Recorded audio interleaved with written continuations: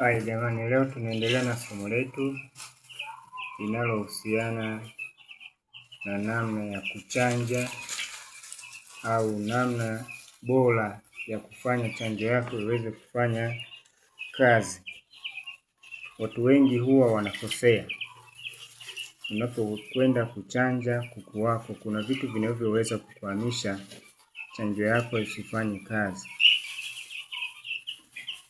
Kama maji unayoenda kutumia chanjo yatakuwa na dawa, chanjo yako utakayoenda kuchanja, kama chanjo yako inatumia maji, itaharibika, kwa sababu chanjo ni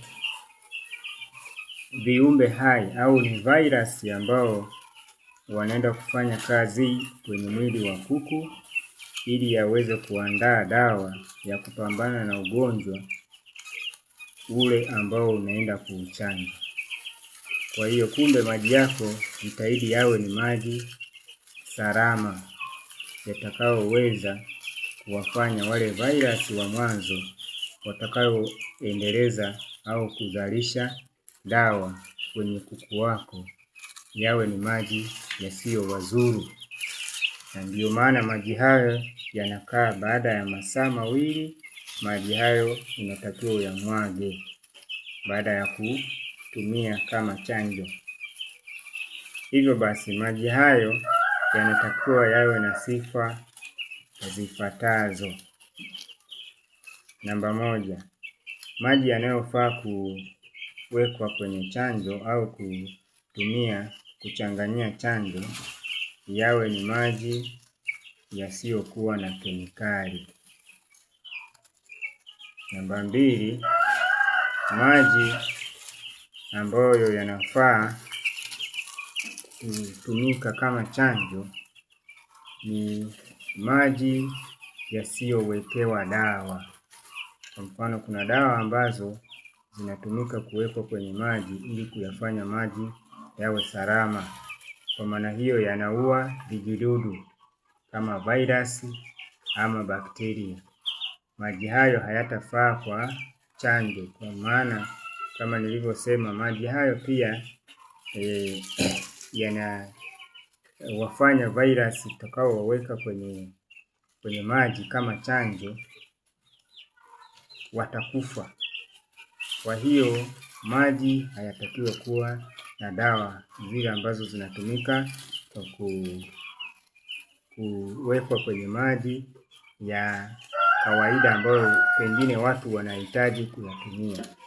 Kwa hivyo maji kama ya bomba ambayo huwa yanakuwa yamewekewa dawa, wengine wanaita chlorination, hayo maji hayatafaa.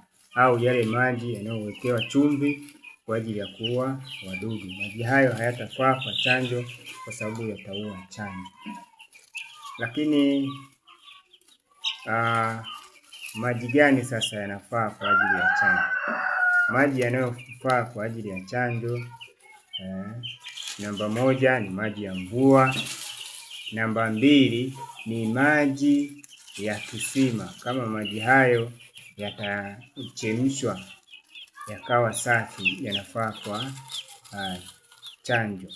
Maji mengine yanayofaa ni maji ya bomba ambayo yamechemshwa. Maji ya bomba yakichemshwa, ile klorini iliyoko kwenye maji inatoka. Kwa hiyo unaweza ukawa na maji ya bomba ukayachemsha, lakini maji ya bomba usipoyachemsha, maji hayo yanakuwa hayafai kwa sababu yanakuwa na klorini ndani inayoua wale virus au vidudu.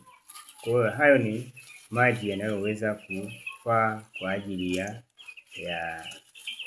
chanjo. Na pengine kuna mwingine anaweza kaamua kununua maji ya dukani kama Dasani, Kilimanjaro, akatumia kuchanganyia dawa yake na kuwapa kuku. Pia ni maji ambayo hayana shida, unaweza ukatumia kuchanja.